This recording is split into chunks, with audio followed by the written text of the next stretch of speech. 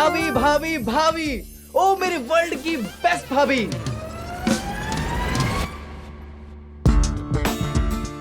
Happy anniversary मेरी गाजर की हलवी, मेरी बिरयानी की खुशबू, मेरे 1000 सीसी की बाइक, मेरा आईफोन 14, मेरे यूरोप की वेकेशन और मेरा सीक्रेट लॉकर। इस एनिवर्सरी की गिफ्ट के तौर पे मैं आपको देना चाहता हूँ उस दुनिया की सबसे खूबसूरत देवरानी। क्या? कौन है? कब मिली? कहाँ मिली? अरे कहाँ मिली अब तक? जब तक आप मेरे लिए नहीं ढूंढेंगे मेरा घर तो नहीं बसने वाला। मैं रोज रात को अल्लाह मियां से यही दुआ करता हूँ कि मेरे रूम का दरवाजा खुलेगा, मेरी भाभी लो चले पे डांस करती हुई आएगी और मुझसे बोलेगी, देख रोहान, मैं दिल्ली किसको लेके आई हूँ, तुझे पसंद तो आई ना? और मैं ऐसे शर्मा के कहूंगा कि भाभी जैसा आपको ठीक लगे, और फिर मैं शर्मा करके अपनी जैकेट अपने मुंह में दबा के कमरे से बाहर भाग जाऊंगा। भाई हैप्पी एनिवर्सरी। आप लोग आ जाइए, मैं नाश्ता लगा देती हूँ।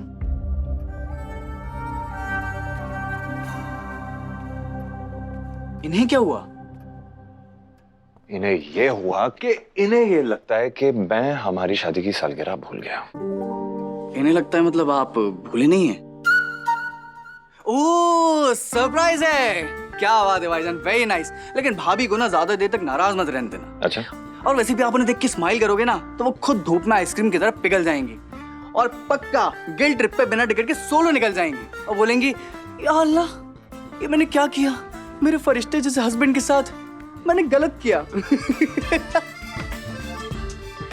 भाई आप खड़े क्यों हैं, जाइए, टाइम पास मत करो, जाओ जल्दी। भाभी को मनाओ, जाओ जल्दी जाओ, ऑल द बेस्ट।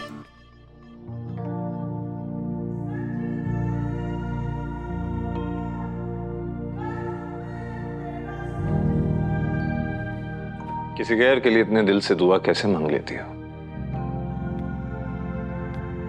जब दुआ कबूल करने वाला सबका एक ही है तो उस नजरिए से तो कोई भी गैर नहीं हुआ ना। तुम्हारी दुआ पढ़ के फूकने का एक तो नतीजा है कि मार्केट में सब कहते हैं कि हैदर डिजाइन्स की चुनने होने वाली दुल्हन का रिश्ता कभी टूटता नहीं। वाकई। अब दुआ अब तक तो रूहान ने बता दिया होगा, फिर भी कुछ नहीं कह रहे हैं। जरा ये बिल तो चेक करो। ये किस चीज का बिल है? चेक करो। 2.5 लाख रुपए? क्या? ये तो आपने मुझसे वादा किया था कि आप हर सालगिरह पे मेरे इस पेंडेंट में एक डायमंड जोड़ेंगे। आपको याद था? या अल्लाह, आपको याद था और मैं खामखा से नाराज हो रही थी। मैं भी कितनी बड़ी बेवकूफ हूँ मैं आपसे। और अब जल्दी से तैयार हो जाओ, हमें दरगाह जाना है। देखा, कहा था ना मैंने, सोलो गिल ट्रिप। भाभी इसमें सारी गलती ना आपके शौहर की है। ऑर्डर करना ही था तो कुछ दिन पहले नहीं कर सकते थे? भाभी मानना पड़ेगा आपको कि इस बार भाई गलत हैं। सूरज मगरिब से उग सकता है रूहान, पर तुम्हारे भाई कभी गलत नहीं हो सकते। वाह भाभी, मुझे इन पे पूरा भरोसा है।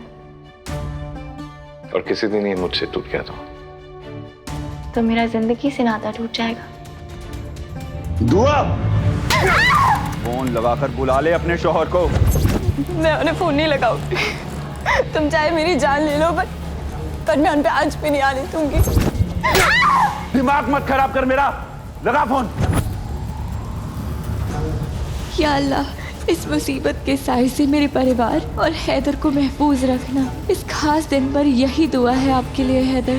Happy anniversary.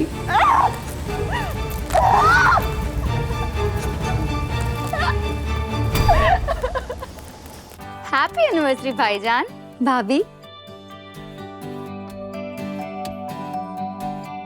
शुक्रिया कायनात। जानबूझ के नहीं बताया ना मुझे क्या शादी की सालगिरह है। खुदा तुम दोनों की जोड़ी बनाए रखे। मैं तो आज ही नूरी से कह रही थी कि लाखों में एक होती है तुम्हारे भैया भाभी जैसी जोड़ियां। हाँ, कब कहा ऐसा आपने? मुझे। क्या हो गया तुम्हारी याददाश्त को? हाँ, अस्सलाम वालेकुम। क्या हो रहा है सब? हाँ, अरे भाई, हमारे साहबजादे की शादी की 3री सालगिरह है, तो कुछ खास लोगों को दावत देना तो बनता है ना।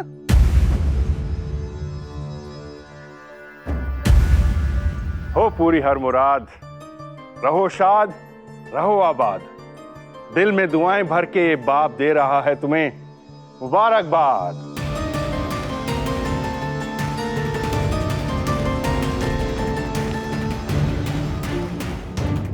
या अल्लाह, ये अपने गुस्से पर काबू रखे बस।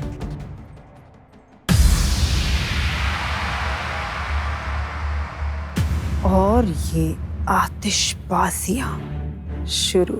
आज भी दर्द नहीं है आपकी शायरी में? ताज्जुब की बात है, दर्द देना तो आपकी पुरानी आदत है।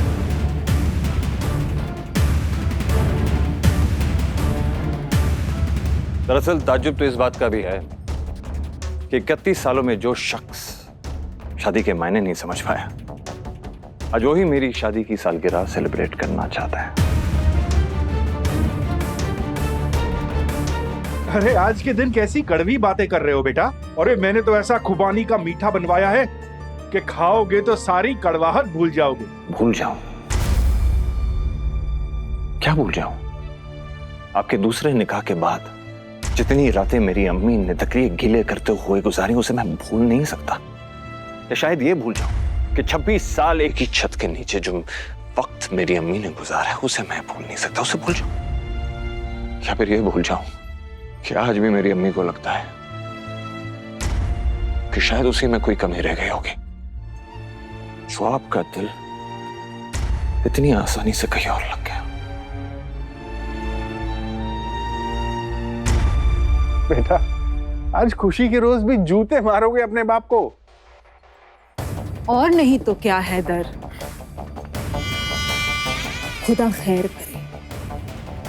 वालिदे पर लानत बरसाने से बड़ा गुनाह और क्या हो सकता है? अपने 6 महीने के बच्चे को किसी और की चौखट पर छोड़ जाना।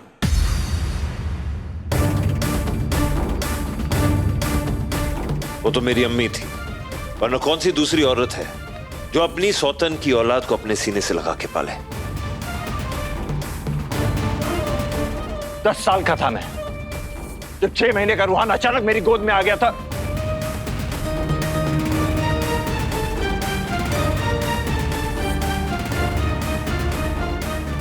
मानो उसी पल एक भाई के साथ साथ एक औलाद भी मिल गई हो मुझे। और ऐसा भाई जिसने एक सगे भाई से भी ज्यादा प्यार दिया है मुझे।